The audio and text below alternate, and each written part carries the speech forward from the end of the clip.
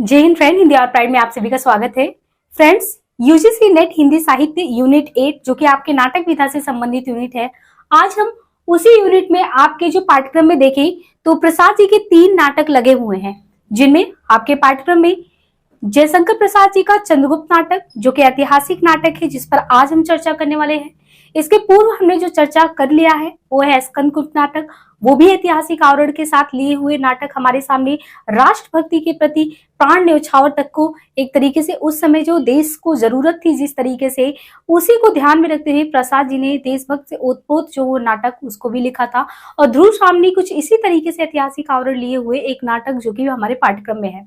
तो प्रसाद जी को हमको बहुत ही इन डेप्थ में पढ़ना है, लेकिन सबसे ज्यादा आपके लिए समस्या उत्पन्न करता है ऐतिहासिक नाटक। ऐतिहासिक नाटक सबसे बड़ी बात है कि एक जो नाट्य मंच में नाट्य की विधाओं में अगर देखें कि जहां पे पात्रों का सीमित होना चाहिए, बार बार आप कहते हैं कि ये वनिका को चेंज करके नाट्य मंच में उसको कैसे फिल्माया जाए, तो ये बहुत ज्यादा समस्या उत्पन्न कर देता है। जब प्रसाद जी के नाटकों में आप देखते हैं कि जितने भी पात्र हैं उन पात्रों की भरमार होती है, लेकिन हमें क्या करना है, क्योंकि यूजीसी नेट के पाठ्यक्रम में आपने देखा होगा कि इन डेप्थ क्वेश्चन आता है आपसे, सिर्फ ऊपरी तौर पे पात्र परिचय या किस सन में लिखा गया यहीं से क्वेश्चन नहीं आता। क्वेश्चन आपको, आपने जब पूरा नाटक पढ़ा होगा तो जैसे यहाँ पे आप देखें कि कुल आपके नाटक में 44 दृश्य हैं और 4 अंक हैं, तो उन 4 अंकों में 44 दृश्यों में कई ऐसी बातें प्रसाद जी ने अपने माध्यम से कही है लोगों को जागरूक करने के लिए, चाहे वो कार्नेलिया के माध्यम से हो या आपने देखा है कि सुहासिनी के माध्यम से हो या चंद्रगुप्त के माध्यम से, चाणक्य के माध्यम से, मतलब जो उन्होंने कहा है बीच में जो कोटेशन आता है, जो देखन में तो छोटे लगे घाव करे गंभीर जैसे एक वाक्य होते हैं, उनसे भी क्वेश्चन आता है। तो वो सिर्फ आपको सतही तौर पे ऊपर से आप पात्र परिचय या किस सन में लिखा गया है इन सबको जानेंगे, उससे सॉल्व नहीं होगा। हमें पूरे नाटक को बहुत अच्छे से पढ़ना है, और मेरी यानी हिंदी और प्राइड की एक मुहिम है कि आपको सिर्फ हम ऐसा नहीं है कि एक वीडियो में पूरे नाटक का विषय वस्तु बता देंगे, बाकी यहाँ पे हमें देखना है कि हम पहला वीडियो जो है आपको पूरे उस नाटक की समग्र परिचय देंगे, यानी सामान्य परिचय इस नाटक से संबंधित, और इसके बाद आप क्रमशः प्लेलिस्ट में जाइएगा, आपको पूरा नाटक देखने को मिलेगा। पूरा नाटक ध्यान से सुनिए, हमने उसको खंडशः प्रथम अंक, द्वितीय अंक, तृतीय अंक करके पूरा नाटक कराया है। अब सबसे पहले हम इस नाटक के बारे में बात करते हैं, जो कि 1931 ईस्वी में आपके समक्ष ये नाटक आता है। तो ऐसा नहीं है किसी भी जो लेखक होते हैं उनके मन में स्वतः ऐसा ही प्रस्फुटित होता है, कुछ तो बात होती है जो इस तरीके से ऐतिहासिक कलेवर देके वो नाटक लिखा जाता है। तो आप उस समय की तत्कालीन परिस्थिति में जाएंगे जब हम गुलामी की जंजीरों में बटे थे, तो भी हमारा देश जो था खंडसा बटा ही था। तो ये जो समय है, आप ये जो नाटक में पूरा परिदृश्य देखते हैं चंद्रगुप्त मौर्य को, जो एक तरीके से कह सकते हैं कि मगध का ऐसा सम्राट जो एक छत्र राज करने की बात करता है, एकजुटता की बात करता है, इस तरीके से नाटक लिखने की आवश्यकता क्यों पड़ी होगी प्रसाद जी को? तो वो कहीं ना कहीं 1931 के दौर में ये जब लिख रहे थे तो उनके भी ये दिमाग में रहा होगा कि उस समय हम गुलामी की जंजीरों में बटे, हमको बटकर नहीं, हमको एक साथ आकर सामना करना है। और अगर जो उस समय का जनमानस है ऐसे साहित्य को पढ़ेगा तो एकजुटता की भावना उसको आएगा। जब भी हम अपना साहित्य हो, साहित्य आपको आईना दिखाने का काम करता है। अगर साहित्य आपको उन चीजों को बताता है कि हमने जो अतीत में गलतियां की उससे भविष्य में सुधार करना, अपने वर्तमान को उज्जवल रखना है, तो ये नाटक उसके संबंध में हमें जानकारी देता है। सबसे पहले इस नाटक के बारे में आप देखिए, ये चित्र हमने भारत का चित्र बनाया है। इस नाटक के संबंध में जब ऐतिहासिक आवरण की बात करते हैं तो इस नाटक में आपको 4 स्थान मिलेंगे। मगध साम्राज्य, जिनके आप कहते हैं कि जो है चंद्रगुप्त मौर्य जो है राजगद्दी पे बैठते हैं, यहाँ पे नंद वंश का जो शासक होता क्रूर विलासी है ना, और यहाँ पे दूसरा मालवा का जिक्र आता है, और तीसरा आप देखते हैं पंजाब पर्वतेश्वर का राजा जो कि अलछेन का आक्रमण यानी सिकंदर के आक्रमण का डटकर सामना करता है, और तक्षशिला का जो राजकुमार आंभिक है, जो कि आप कहते हैं कि लोगों के सामने वही होता है कि घुटने टेक देना या एक गद्दारी करना, देशद्रोही करना, वो आंभिक एक पात्र आता है। तो इन पात्रों के माध्यम से जो है चंद्रगुप्त मौर्य का जो ये पूरा साम्राज्य का विवरण दिया है जयशंकर प्रसाद जी ने, उसके केंद्र में रहा है हमारा सन 1931 का भारत, जो कि उस समय पराधीन था, स्वाधीन नहीं था। देखिए यहाँ पे सबसे पहले परिचय लेते हैं। ये जो नाटक शुरू होता है 4 अंकों में, जिसका पहला अंक जो है आप देखते हैं इसका दृश्य किस तरीके से शुरू होता है। पहले अंक में ये तक्षशिला है। तक्षशिला गांधार नरेश जो है, गांधार नरेश, और गांधार नरेश का जो बेटा है आंभिक, ये तक्षशिला का राजकुमार होता है। तक्षशिला का नाम आपने सुना होगा, शिक्षा का केंद्र होता था। बहुत दूर दूर से आप कह सकते हैं कि राजकुमार आते थे यहाँ शिक्षा ग्रहण करने, स्नातक करने। तो तक्षशिला में उस समय अर्थशास्त्र पढ़ाने वाले कौन थे? चाणक्य, जो कि मौर्य साम्राज्य निर्माता होते हैं। इनके कई शिष्यों में, जैसे यहाँ मालव का, जो मालव से मतलब कि यहाँ पे पढ़ने के लिए आया होता है, वो मालवगढ़ कुमार होता है सिंहरड। साथ ही जो यहाँ पे आंभिक होता है, आंभिक जो कि तक्षशिला का राजकुमार होता है, तो तक्षशिला के राजकुमार के अलावा जो राजकुमारी होती है उसका नाम होता है अलका।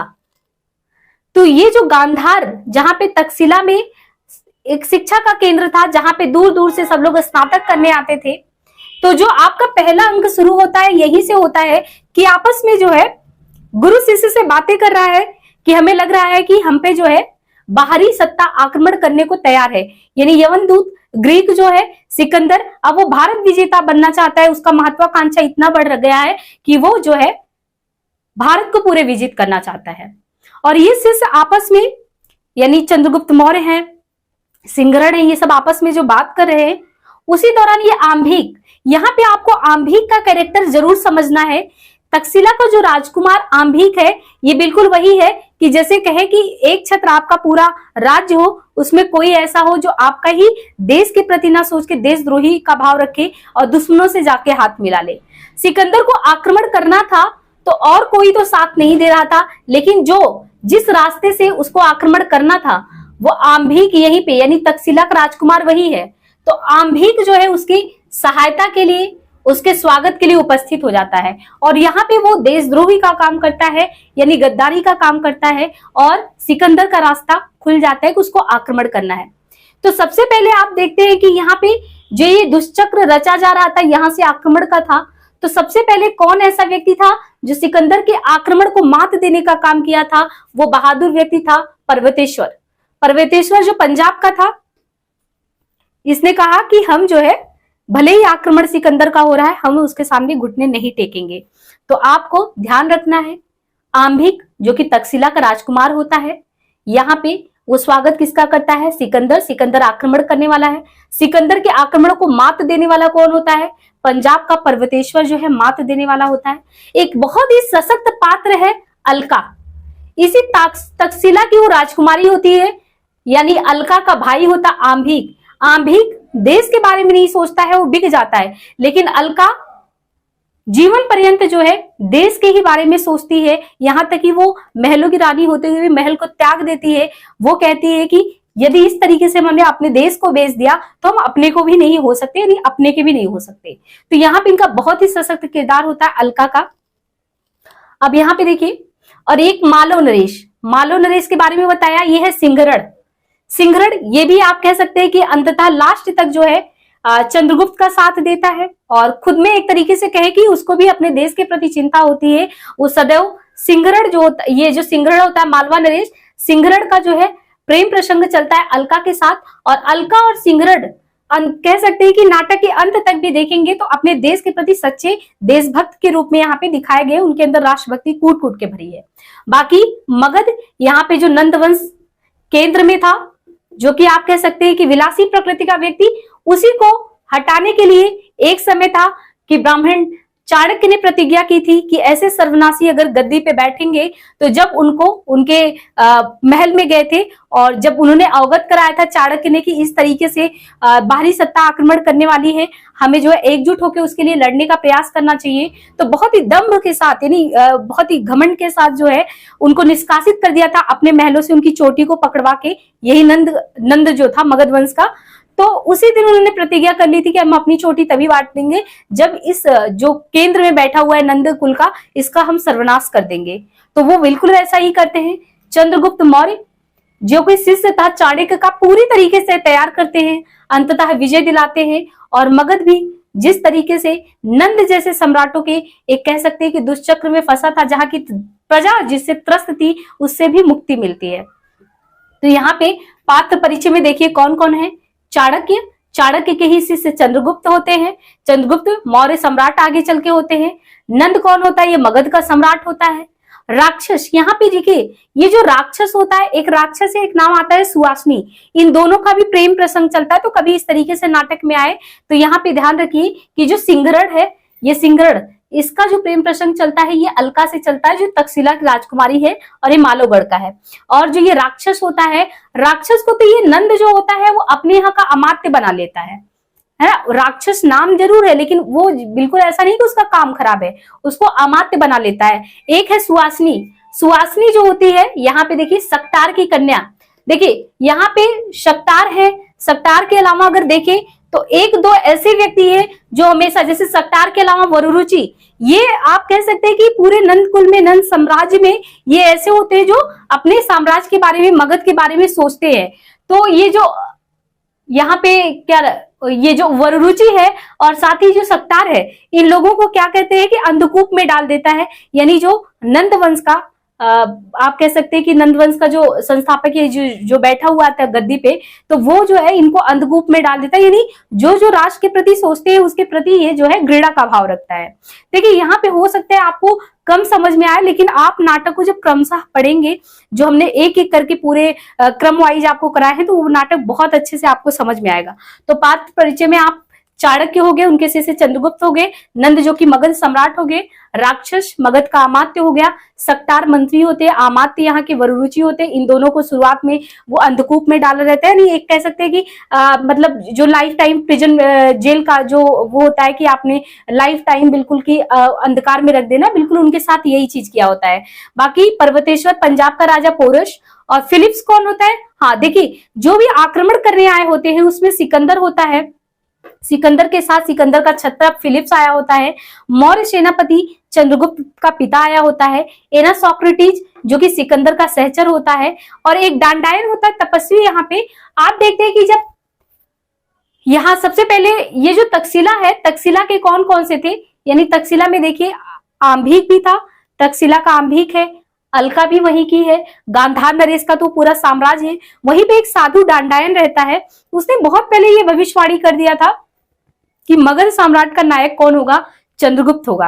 यानी जब सिकंदर उससे आशीर्वाद लेने गया था, तभी उसने कह दिया था कि भावी सम्राट मगध जो है, मगध का भावी सम्राट कौन होगा? चंद्रगुप्त ही होगा। अंततः जब मैत्री संधि सब हो जाती है और यहाँ से जो है सिकंदर चला जाता है, और सिकंदर जाते जाते उसने कहा कि हमको भारत भूमि से प्रेम हो गया। ये मतलब इतनी महानता, यही तो चंद्रगुप्त मौर्य के माध्यम से, या आप कह सकते हैं कि ये पूरे नाटक के माध्यम से प्रसाद जी ने कहलाया है कि कोई भी आता है यहाँ पे, जैसे उन्हें कार्नेलिया, यहाँ पे कार्नेलिया किसकी बेटी है? यहाँ पे देखिए जो सेल्यूकस है वो उनके साथ सेल्यूकस भी आया होता है। अगर आप देखेंगे तो यहाँ पे सेल्यूकस किसके साथ आया होता है? सिकंदर के साथ आया होता है। तो सिकंदर की जो ये सेल्यूकस जो होता है, कार्नेलिया उनकी पुत्री होती है। तो कार्नेलिया के माध्यम से वो कहलवाया गया है कि जो भी यहाँ पे आता है उसको भारत भूमि से कितना प्रेम हो जाता है, और कार्नेलिया को इतना मतलब यहाँ से लगाव हो जाता है कि वो जाते जाते फिर क्या होता है कि वो छोड़ नहीं पाती है भारत, और उसका विवाह भी करवा दिया जाता है चंद्रगुप्त मौर्य के साथ। इस तरीके से नाटक का समापन होता है। तो कुल यहाँ पे देखिए, ये पात्र में पुरुष पात्र है, महिलाओं में अलका तक्षशिला की राजकुमारी होती है, सुवासनी सक्तार की कन्या होती है, कल्याणी ये मगध की राजकुमारी होती है। यानी जो मगध है, भले ही आप कह सकते हैं कि कल्याणी बहुत ही मतलब अच्छी सोच वाली थी, वो अपने मगध के प्रति सोचती थी, भले ही उसकी कन्या थी नंद की। और इसके अलावा नीला और लीला इसकी सहेलियां होती हैं। मालविका इसमें एक नाम आता है, सिंधु देश की कुमारी मालविका का भी आप कह सकते हैं कि रोल अंततः बहुत अच्छा होता है। मालविका आप कह सकते हैं कि बहुत अच्छी मित्र होती है चंद्रगुप्त मौर्य की, है ना। चंद्रगुप्त मौर्य के प्रति षड्यंत्र रचा जाता है, उस समय मालविका उसे बचाती है। और इनके अलावा जो एलिस है, ये कार्नेलिया की सहेली होती है। तो ये देखिए, पहले यहाँ पे आक्रमण का पूरा दुष्चक्र पर्वतेश्वर रक्षा करता है, मालो पे आक्रमण, फिर मगध पे आक्रमण, और इस तरीके से अंततः क्या होता है कि जो है चंद्रगुप्त मौर्य जो है वो जीत जाता है। तो इस तरीके से पूरा आप कह सकते हैं कि भारतवर्ष को बचा लिया जाता है। ये घटना 3 पार्ट में डिवाइड है। अलछेंद्र का आक्रमण यानी सिकंदर का आक्रमण होगा, फिर वो एक समय बाद संधि के बाद लौट जाता है, जो नंद कुल है इसकी पराजय होती है, और फिर यहाँ पे गद्दी पे चंद्रगुप्त मौर्य बैठता है, और सेल्यूकस का पराभव। अंततः जो ये सेल्यूकस आया होता है, सेल्यूकस जिसकी पुत्री कार्नेलिया होती है, सेल्यूकस को भी एक बार सेल्यूकस जो होता है चंद्रगुप्त मौर्य की जान बचाया होता है, और इस बार जो है सेल्यूकस को आप कह सकते हैं कि उसकी जिंदगी को बख्श देते हैं कौन, यहाँ पे चंद्रगुप्त मौर्य, और उनकी ही कन्या से जो है उनका विवाह भी लास्ट में होता है।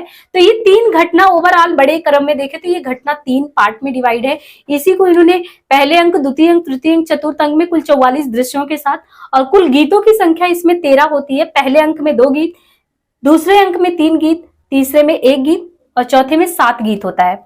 इसमें अगर मोटे में देखें तो स्त्री पात्र, पुरुष पात्र, इन सभी की संख्याओं को भी बताया गया है कि किस तरीके से। पुरुष पात्र 19 है और ये थोड़ा सा अपोजिट हो गया, गीतों की संख्या 13 है। अब यहाँ पे थोड़ा सा ये देखिए कि 1931 में जो चंद्रगुप्त नाटक लिखा गया है, इसकी विषय वस्तु के बारे में बात करें तो 1912 में यही चीज कल्याणी परिणय नाम से नागरिक प्रचारी पत्रिका में छपा था, और उसके बाद 1912 के बाद 31 में ये चंद्रगुप्त नाटक के रूप में आता है, और 1933 में यही अभिनव चंद्रगुप्त नाम से भी आगे जो है निकलता है। तो ओवरऑल ये दृश्यों के बारे में हम इसलिए यहाँ पे डिटेल से चर्चा नहीं कर रहे हैं क्योंकि आप सिर्फ इसी को नहीं, इसको तो मैंने ओवरऑल बताया कि इस नाटक में आपको क्या करना है। पूरा भारतवर्ष है, भारतवर्ष पे बाहरी सत्ता आक्रमण करती है। पर्वतेश्वर पंजाब का जो पोरस का राजा है वो जो है उसका जवाब बढ़िया से देता है, लेकिन आम्भिक वही तक्षशिला का राजकुमार जो होता है वो जो है कह सकते हैं कि अपने जो पड़ोसी, मतलब कि एक तरीके से भारत को साथ ना देके शत्रु देश का साथ देता है। लेकिन इसके अलावा चाहे वो मालो का राजकुमार हो, सिंहरण हो, या चंद्रगुप्त मौर्य हो, चाणक्य हो, वरुरुचि हो, सक्तार हो, जितने भी हैं वो सब भारतवर्ष के बारे में सोचते हैं। एक समय आता है कि अंततः जब होता है कि आम्भी को इस चीज का सेल्फ रियलाइजेशन होता है कि मैंने बहुत गलती की, अपने राष्ट्र के बारे में नहीं सोचा। वो अपनी बहन, जो ये बहन है अलका, इससे बहुत प्रभावित होता है क्योंकि वो राष्ट्र के प्रति लास्ट तक आप देखते हैं कि वो न्यौछावर अपने आप को करने के लिए तैयार रहती। इसमें एक चीज बहुत अच्छी बात दिखाई गई कि यहाँ की महिलाएं कितनी सशक्त हैं, वो युद्ध में भी तैयार है, हर जगह युद्ध में जाने को तैयार हो। चाहे कार्नेलिया को उसके पिता सेल्यूकस कहते हैं कि युद्ध का तुमको तुरनाद देखना है, या अलका है सभी जगह आती, कल्याणी यहाँ तक कि युद्ध क्षेत्र में आती है। तो मतलब उस समय ये था कि डट कर सामना करना है, चाहे वो स्त्री हो या पुरुष हो, किसी को पीछे नहीं रहना है। ये पूरा नाटक जब आप एक एक करके सुनेंगे तो पूरे नाटक आपको बहुत अच्छे से क्लियर होंगे। यहाँ पे हो सकता है नाटक संपूर्ण रूप में नहीं व्यक्त कर पाए और संभव भी नहीं है। आपको कंप्लीट नाटक पढ़ना है, एक बार इसको सुनिए, कंप्लीट नाटक पढ़िए, फिर इस वीडियो को देखिए। आपको मैं पूरा विश्वास दिलाती हूँ कि आपको नाटक बहुत अच्छे से समझ में आएगा और आप तभी जस्टिस कर पाएंगे कि हाँ आपको ये नाटक बहुत अच्छे से समझ में आया है। तो हम मिलते हैं नेक्स्ट किसी नाटक के साथ। डिस्क्रिप्शन में लिंक प्रोवाइड कर दिया जाएगा टेलीग्राम का, वहां से आप जुड़ जाएं बराबर अपडेट के लिए। आज के लिए इतना ही, धन्यवाद।